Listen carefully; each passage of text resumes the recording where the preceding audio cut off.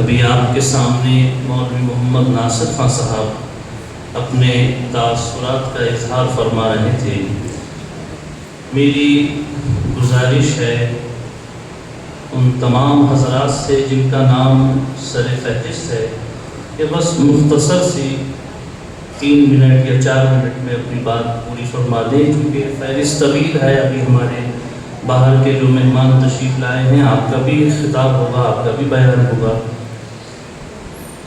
اب میں اپنے بڑے محترم اور جامع مسجد کے سیکریٹری جناب مکرم رضا خان صاحب عنایتی کو بھی دعوت دے رہا ہوں کہ آپ بھی اپنے کچھ تاثر کا اظہار فرمائیں۔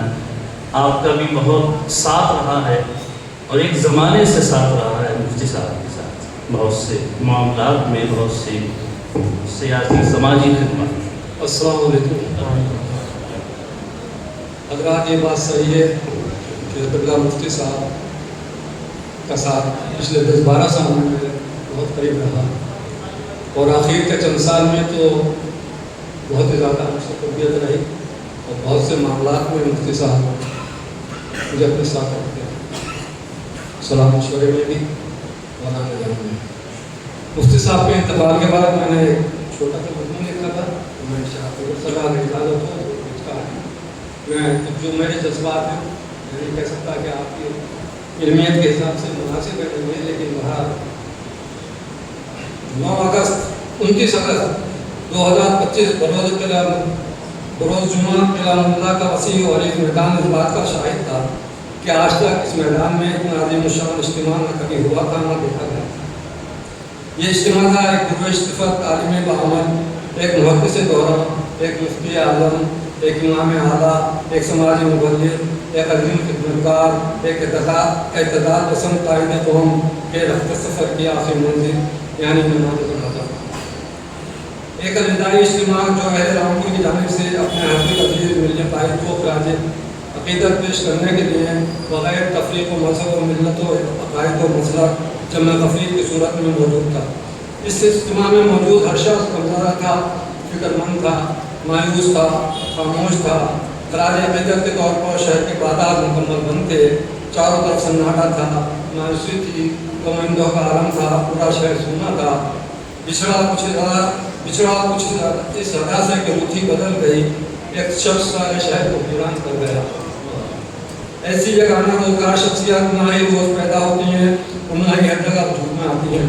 یہ اہل رامپور کی خوش قسمتی رہی ہے کہ اس شہر میں ہر دور میں زندگی کے ہر شعبۂ حیات میں نایاب باصلاحیت جلیل القدر عظیم ترین شخصیات اپنے علم، اپنے عمل، اپنی قابلیت، اپنے سخن اور اپنی فکر سے ہماری رہنمائی کرتی رہی ہیں، اور اہل رامپور کی علمی، عملی، ثقافتی، ادبی، روحانی اور سماجی تشنگی کو سیراب کرتی رہی ہیں۔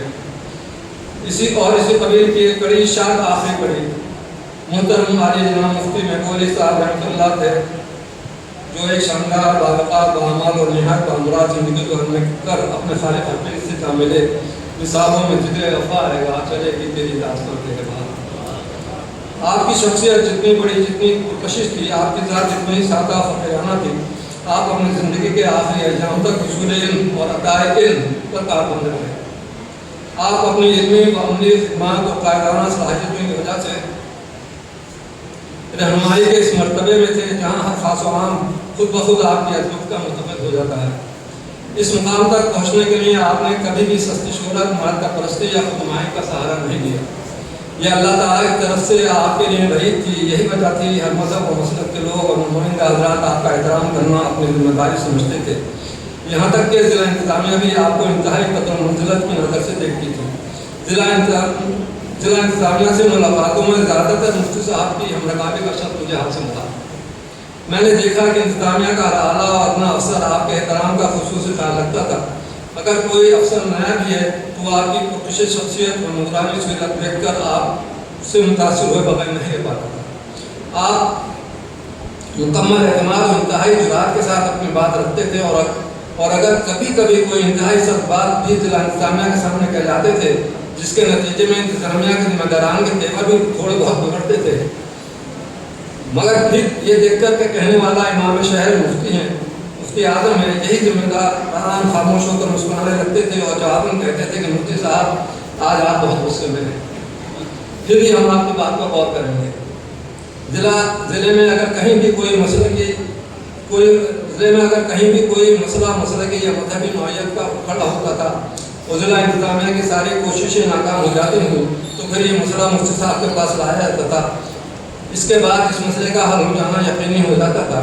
अगर ये हल ज़िला इंतज़ामिया के हिसाब से नहीं भी होता था तब भी इसको ज़िला इंतज़ामिया बखुशी कबूल कर लिया करता था। ऐसे कई मसाइल के मौके पर अक्सर बेशतर मुफ्ती साहब के साथ जाने का इत्तेफाक हुआ। मैंने देखा कि मुफ्ती साहब ने इंतहाई पेचीदा मसले को बहुत दानिशमंदी और इंसाफ के तकाज़ों को मद्देनज़र रखते हुए हल कर दिया और सारे फ़रीक़ैन ने ख्वाह किसी भी मसला मजहब की राय हो सबने इस फैसले का एहतराम करते हुए कबूल किया।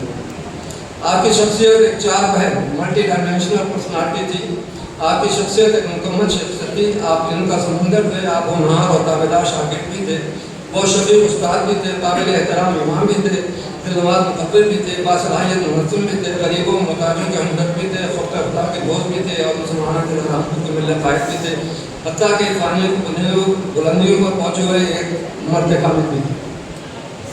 आप जामनूर फुरकानिया के प्रिंसिपल रहे और बाद में फुरकानिया की इंतज़ामी कमेटी के सदर रहते हुए आपने अपनी कायदाना और इंतज़ामी सलाहियतों को बरोकार लाते हुए मदरसे फुरकानिया को इंतहाई बावकार इदारा बना दिया। आपने मदरसे फुरकानिया की कई शाखें में नई इमारतें तामीर कराई, बेपनाह जफाकशी का मुजाहरा किया। ये सब आपकी अपने उस्ताद मोहतरम हज़रत अब्दुल्लाह मोहतरम शाह वजीउद्दीन अहमद खान साहब से जज्बाती व दिली वाबस्तगी का मसर था। आपको अपने मकसद की तकमील का मुकम्मल भरोसा और यकीन इतना था कि आप जिस काम का तहिया कर लेते थे ख्वाह इसमें कितनी भी काटें हों वो किए बगैर सुकून से नहीं बैठते थे।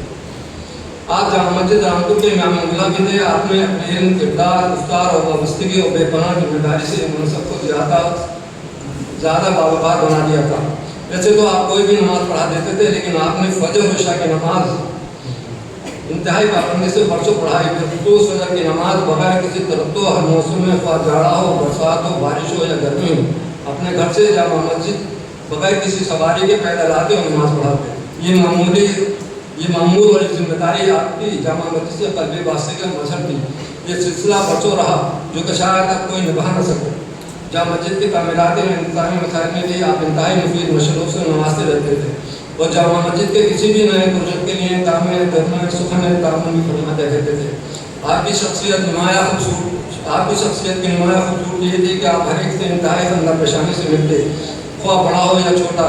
आप इतने आला मनसब पर फाइज होते हुए भी कभी तकब्बुर या गुरूर का इज़हार नहीं करते थे, ना ही दूसरों पर अपनी बड़ाई का इज़हार करते और ना ही अपने मर्तबे को मनवाने की ख्वाहिश करते।